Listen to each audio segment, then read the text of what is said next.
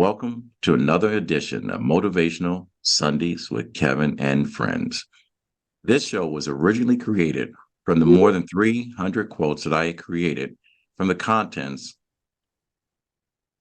I just drew a blank. Contents of for the contents of my book. Laugh, laugh, laugh at me. That's what happens when you get a TBI. But I was always curious if these words were just something that landed on the page, or were there conversations that needed to be had. We meet every Sunday at 9 a.m. Eastern Standard Time. I am your host, and I'm joined with some beautiful people that show up every single Sunday. I got Mr. and Mrs. Christopher and Gilda James, my co-hosts. I got the brilliant and fantastic and outspoken Miss Lady Larnez. And we have the voice of our show. We have Mr. Otis Spencer. He is a bad man. You know what they said about Shaft? Oh, shut your mouth. There you The go. bad mother. So without any further ado, because I know we're all planning to get our groove on and make some promises that we hope we can keep. And hopefully everyone is safe in 23 and prepared for 2024. Mr. Otis Spencer, we're going to go with Christopher James' quote this morning. Go ahead and deliver the word. The most successful hunters have more patience than hunger. Reach one, teach one. Oh, I love the way that ends, where my grandfather told me all the time. Reach one, teach one. When you get to a place you can help somebody else, it is your duty to do so. Christopher, again, I'm always going to thank you for your service. You know, you've accomplished something I was not able to achieve. I grew up in a military family, but I had an option to get a college education. And thank you, Central State, for allowing me to put in 4.5 years in order to get my degree. That's what we need, education. Yeah. So, Christopher, tell us about this quote and how it landed on you. Well, I should say it at the very onset, that last part, reach one, teach one. I did get that from you, and I just added that to the back to the end of my quote. But I think that is so true. It's so important. A little history on that quote. And again, thank you for the acknowledgement of the service. I was actually in the service when I first heard this quote. We were, of course, I rode submarines my entire 25 years, 9 months. But we were on a mission. And in this mission, we were tracking other submarines, and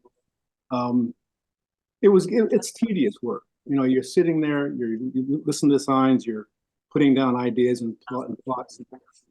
And one of my advisors, I got a lot of respect for, gave me this quote. He says an old Russian quote or old Russian proverb, where the most successful hunters have more patience than hunger. In other words, you simply disregard everything, every other emotion, and simply concentrate on what you're doing right now. Right, you're totally in the now, and you forget about everything else. You think only about your craft and the skill required for your craft. And it was funny. I heard the quote again, I guess, in a movie or something, but it did bring me back to that moment of those old memories of it's really funny. We were on a hunter-killer submarine, so the hunter was clearly us.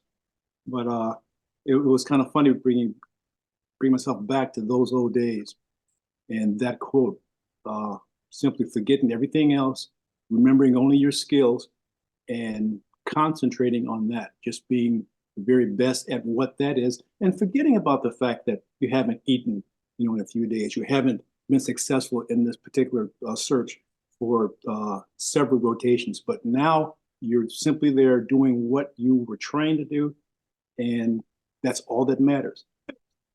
And with that, comes patience. But yeah, it was a quote from my past that I thought was kind of unique, and yeah, I was surprised how it brought me back. All right. Miss Gilda, since you're so close to history and knowledge, how does that shine on you? I think the bottom line is to be patient.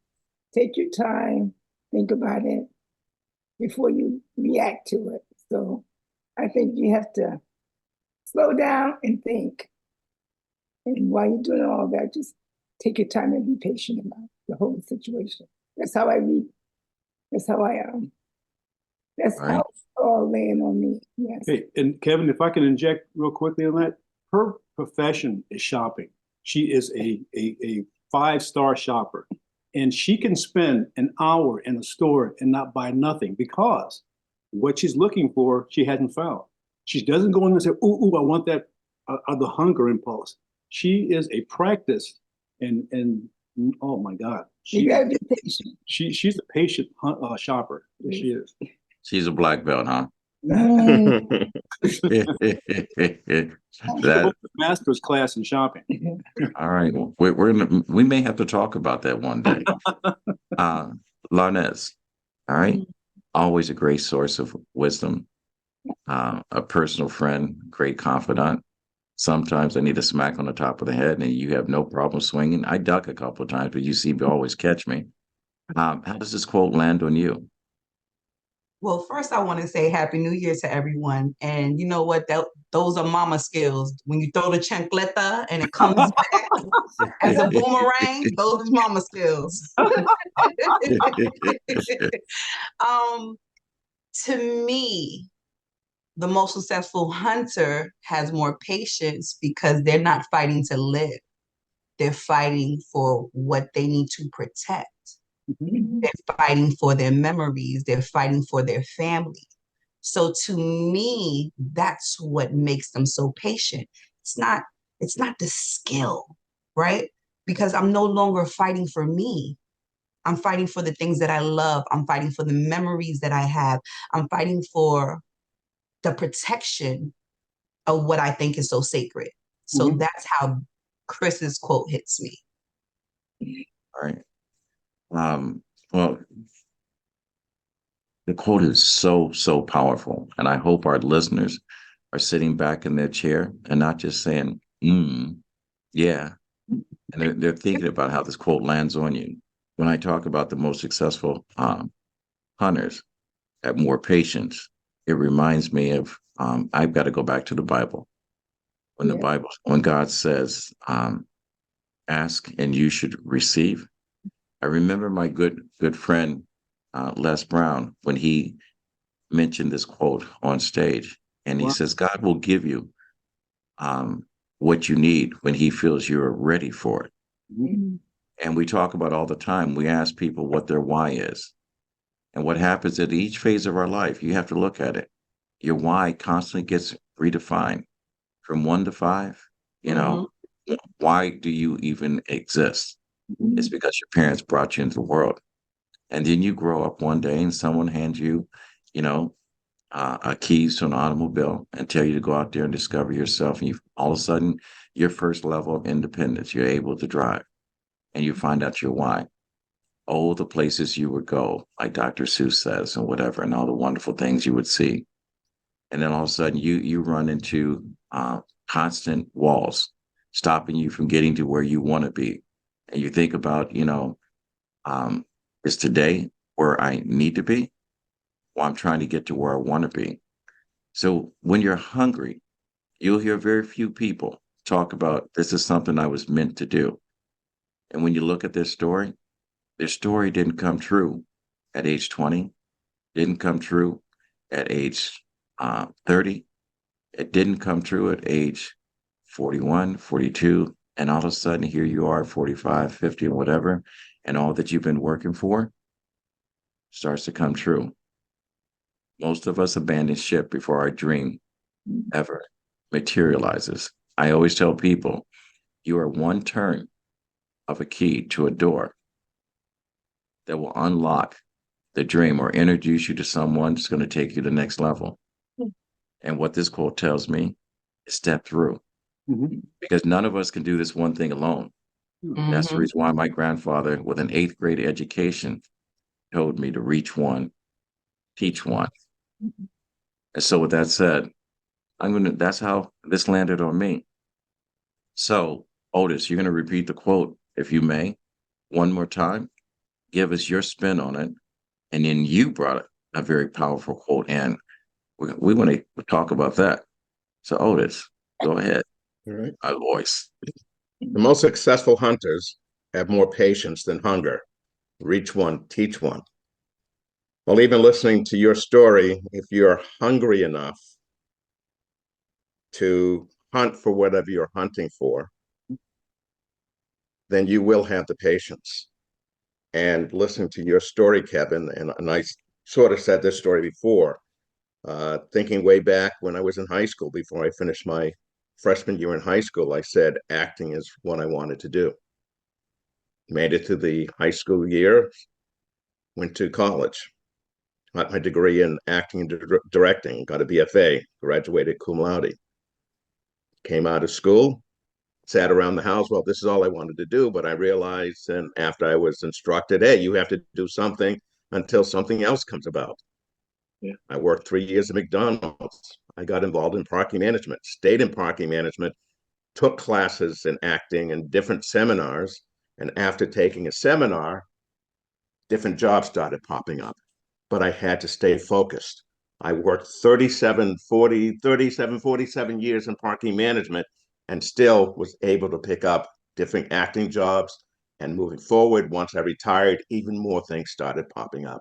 So I had to remain patient, where others that I graduated, be it high school or college, dropped off by the wayside.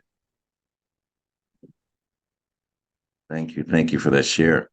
Now you brought in a very powerful quote, which is the reason why we couldn't have just abandoned that one and let it hang and savor for next week. It's like a little sweet and salty. It's savory today.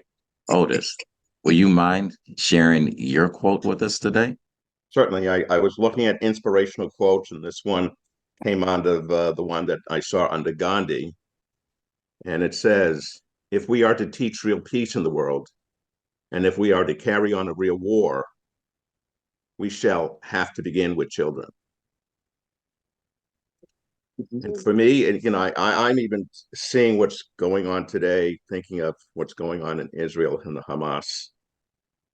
Both sides have a lot to learn. But thinking about the children, if you are in Palestine, and what are you thinking? Hey, these people are coming in and destroying innocent people. So, do you think there's a hatred that's going to be there? Absolutely, and vice versa. The Israelis, several hundred people. I forgot what was it, the 17th or the 10th. Hundreds of people slaughtered, killed, raped, etc. Now you've taught hatred. So if you are not in that situation, then you in a loving situation where you'll have a different outlook. You have to be taught to love. You have to be taught to hate. So if you're brought up in a loving environment, then that's probably what you'll give to the world. But if you're brought up in a world that's war and hate, then that's going to be in your heart. And that's such a very true and profound statement.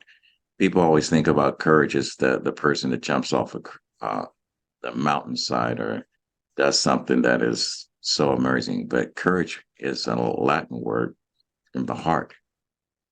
And we cannot control someone else by oppressing them or having them live in a constant state of fear in order to control someone.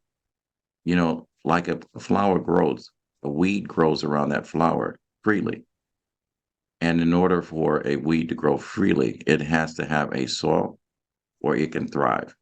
We got to stop building our countries and our infrastructures on blood and bones of the innocent. And I agree with you. Dr. King's message was nonviolence, and look what he did. It is hard to beat a man that is not swinging back at you. Sooner or later, you have to check yourself and look at yourself and look what I've done. Over 40 some odd years ago, Mr. Wilkins almost beat Congressman John Lewis to his death. And before he was to leave this earth, he asked Congressman John Lewis for his forgiveness. And without any hesitation, John Lewis, a fraternity brother of mine, opened his arms and hugged him and thanked. Because no one wants to leave this world carrying a heavy burden on to the next life. And if you believe, or even if you don't have faith, you should not have to carry that man or that woman the burden of how you oppress someone in order for you to have the life that you live, right or wrong. We should be that weed. We should be able to wander in a field and grow as we need to be. All right, because every brick wants to be a building. Be that brick. Miss Lornez, enough of listening to Kevin. How does this land on you? If we are to teach real peace in the world, and if we are to carry on real world, we shall have to begin with children.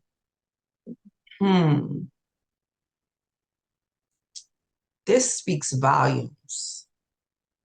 Definitely we need to start with children, because when we get our awakening, we're usually in our 30s and 40s, and probably got 50 more years if we take care of ourselves. And usually when we're at that point, we're so fed up with the world, we're not in the space to share and vet a person in your space.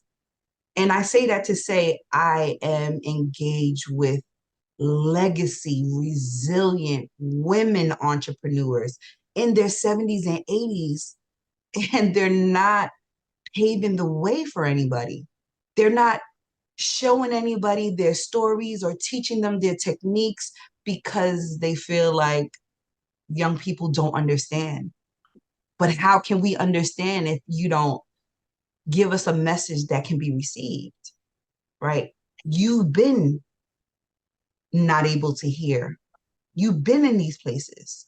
So we have to tune into our children, because regardless of the state that they're in, regardless of how messed up you feel they are, your path is your path.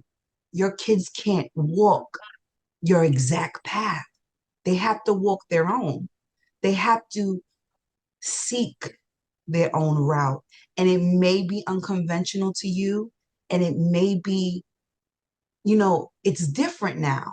It's different times. So when kids come up and they feel like, oh, I'm doing this, but you're not recognizing it because it's not the similar path that you took, I say, you always have to remember that we are our children's deities. So even if it's unspoken words, they are mimicking and reading our behaviors. So I might think something so tragic, I don't want to burden my children, but guess what? They're getting the message through your behavior. So do you want them to misinterpret the message, or you want to be able to explain it so it's tangible? So when they meet these obstacles and they're going to get wounded, guess what? They're going to be fighting through the wounds. So when they pass that finish line, tears and bleeding and all, they know the path that you took, and they know the path that they took. That's how this hits me. Boy, kind of hard to duck out of that one, isn't it? All right, took it both. That was Muhammad Ali swinging at you before the rope of dope. That's all right. Hey, Gilda. All right. Hey, for those of you that get a chance to watch us on YouTube, Gilda and Christopher James are one in the same. That's what love looks like. They're an example of it. They're beautiful people. Hopefully, if there's other people like that, I want to applaud you. And for those that are going through drama and chaos that don't understand, look at them. All right. You got to work to be like that. Look how beautiful they are. Gilda, how does this quote land on you? Well, Otis, I love your quote, but I want to change it to what the world needs now: love, sweet love. Short and sweet as always. Look at him. All right, Christopher, how does the quote land on you? What it made me think of was it's a duty, okay, to want world peace, and it's certainly a worthy challenge. But when we add the dimension of children in there, I don't know, it's like they're already listening to everything we're saying. They're already doing, okay, in their own impression of what we're doing, okay? We need to recognize the fact that instead of us having to write long speeches or stand in front of crowds or design signs, when it comes to teaching children, all we need to do is simply speak and listen, because they're right there. They're a super recorder, a fantastic image capture machine. They're watching every single aspect of not only your life but how you react to life. And so, if we're going to all of a sudden, if we're suddenly going to fix the world, okay, all we need to do is start right here with the kids.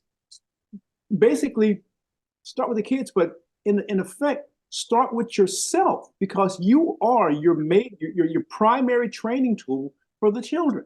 It's what you do, it's what you say. So if you're going to fix anything, start there, and they will record and emulate and simulate. The bottom line is, you don't got to make up signs or design fancy speeches or go find crowds to speak to. Start with the kids, because they are going to see everything that you do, transpose it to something that they understand, and they have questions. So explain what you're doing, or simply listen to what they see and make whatever adjustments are necessary. But the bottom line is, allow them to understand what you're all about and your feelings of the world, and they'll be picked up by the kids. You don't have to do any special elaborate things, because right now your kids are going to hold you as the archetype for whatever it is they're going to be. I want to be like mommy. I want to be like daddy. Okay, that's really all you need. You've got the platform. You've got the molds, got the plaster. It's right there in front of you. All you need to do now is be aware of that. And oftentimes that's the biggest problem. We're seeing examples of where parents are doing things and hoping the kids don't see. We're seeing examples of where parents are shocked when they hear things that come out of a child's mouth that came out of their own mouth just minutes before. So it's not like there's some magical combination of things you need to do or incantations to make kids want to watch you or learn. They're doing it all the time. Be aware of that and be more conscious of what you're showing them. That's how we fixed it. Not doing fancy speeches and making signs. Otis's quote is very true. Start with the kids. But you start with the kids from the very moment they're born, and recognizing the fact that they're watching you every single move, every single second, every utterance of your mouth. They're watching. Be aware of that. That's very powerful. And now you've just made me unemployed, because I write those fancy speeches. But it is true to the point. And matter of fact, I had watched a clip of Byron Allen. He is a Black media mogul and one of our leaders when we talk about Black history. Some of the people that are making changes for our people are people that should be recognized, that are living and doing that. But when he first started his company, he got a chance to talk to the Queen of Kings, Miss Coretta Scott King. Yeah. And he asked her, what message should I have? And she said, tell them the truth. She said, let them understand there's 44 states today that are trying to erase our contributions in history and trying to recreate history. And they say that if you do not do something today and tell the truth about history, history will repeat itself. Yeah. All right. And that's what they talk about, make America great again. We're trying to repeat something that should not be repeated. Exactly. But you also have to look at, we're all are taught and then we're all caught. And then at some phase in our life, we realize that the understanding of our parents or our teachers and their truth and their interpretation and perspectives on it may not exactly be your truth. And that's the reason why you hear this, the conversation out of the mouths of babes. Mm-hmm. You want to know the truth, listen to a child. Mhm. I never understood until you just said this, Christopher, that, you know, when my uncles and relatives and coaches would say, boy, I got to get the world ready for you. The world's not ready. You got greatness within you. I did not realize because of something I said or something I did was part of the truth. Dr. Martin Luther King spoke the truth of nonviolence. Oh, it's the only way that we can be peaceful if we're peaceful at heart. That's right. And that's what we've got to learn to do. So with that said, to our audience, what I'm going to leave you with is a little bit of education from the heart. I want you to notice and appreciate each day and be good to yourself. I want you to stay and live in a positive state of mind and move forward with positivity and move away from the negativity of your past. Make each day better than tomorrow and give today something that you want to give for the rest of your life. Know and use your strength and your gifts that God has given you in order to bring someone else up. Control the things that you have control over, and the things that you don't have control over doesn't matter. You cannot force your will on someone that has a heart bigger than yours. And the last thing that I'm going to say and leave to the audience, and hopefully you'll carry this from 2023 to 2024. Be true to your faith, your love, live each moment with kindness, and serve others without asking for anything in return. And with that said, I want to thank you for hanging around with us in 2023. I want to thank you and welcome you into 2024 and be the best version of you every single day, because moments do matter. 168 days, 168 hours a week, 86,000, 4,000 seconds in a day, 365 days in a year. Be the best you can be. Happy New Year, everybody. Happy New Year. Happy New Year.